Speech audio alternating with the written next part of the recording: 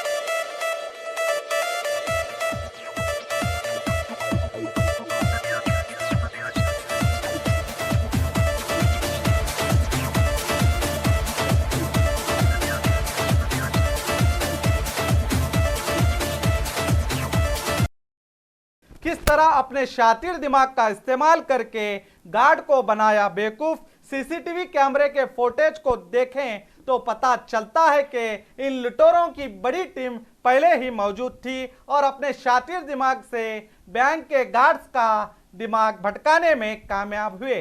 देखिए किस तरह एक चोर पहले तो नोट नीचे जमीन पर फेंकता है जो आपको वीडियो में दिखाई दे रहा है, फिर गार्ड्स के पास जाकर कहता है जमीन पे नोट गिरे हुए हैं देखिए, और गार्ड उनकी रची हुई साजिश का शिकार होकर उनके जाल में फंस जाता है और चोर रुपए से भरा सूटकेस लेकर बड़े आसानी से फरार हो जाते हैं। इस तरह की पहली चोरी बीजापुर में देखी गई है। ये पुलिस के लिए एक बड़ा चैलेंज है। अब देखते हैं पुलिस इन शातिर चोरों को पकड़ने में कामयाब होती है या नहीं।